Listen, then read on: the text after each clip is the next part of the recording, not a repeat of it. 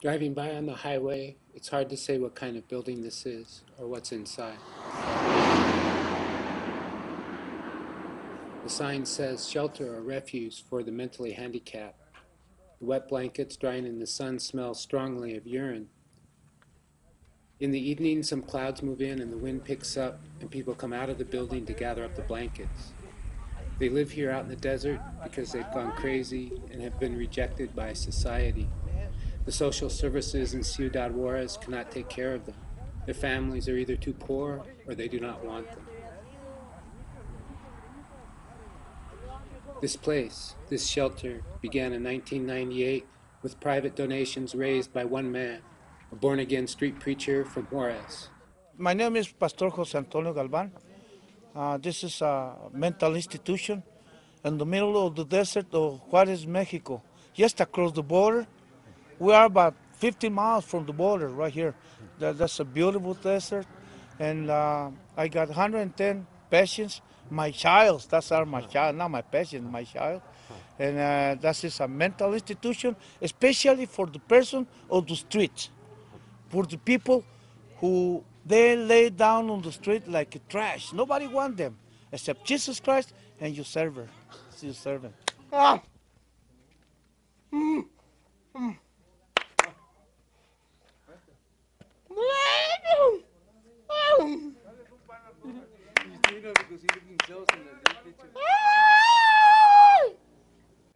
The 90% of the population of this place, they had a problem with the drugs. The other 10%, they got from the family, you know. But the 90% is because the addiction to some drugs. And they came from United States. A lot of people are deported from United States. The embassy of Mexico, they send it to me. The police department, they pick him up and they bring it to me. The more dangerous persons in Juarez is right here because nobody wants them. Nobody support them. Now, Hugo, he was doing so many drugs, everything. Dinner, cocaine, heroin, and finally, he blew his mind. He's been here with us for a year already. ¿Qué le hacías tú? A la marihuana. ¿Qué más? Nomás al tin, la cocaína. Dinner, cocaine, Whiskey. inhalants, whiskey, Tequila. everything. Todo. Todo. Otra. She's Crystal. They deported from California. Do you speak English? Yeah, Talk to her. I talk a lot of English, a lot of. I'm American citizen. And then what happened? Then I was. She makes so much drugs. She was deported from California. And then the first time, we were talking back in the 201, and she was here and she escaped.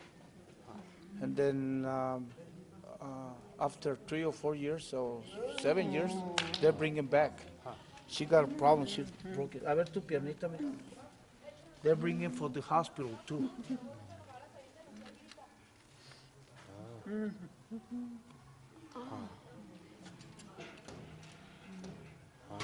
She broke his, she got the nails coming out.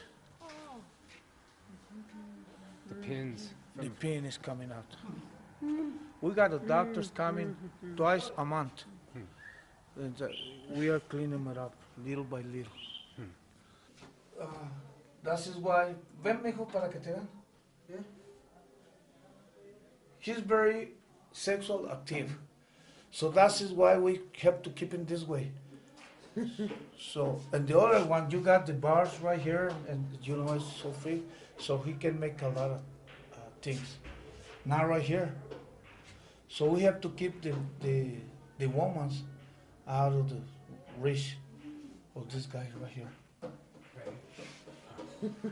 He's okay. He seems okay. ¿Está bien? Sí. Sí. Let me tell you the history. Ven, Isaac. ¿Cómo está, mijo?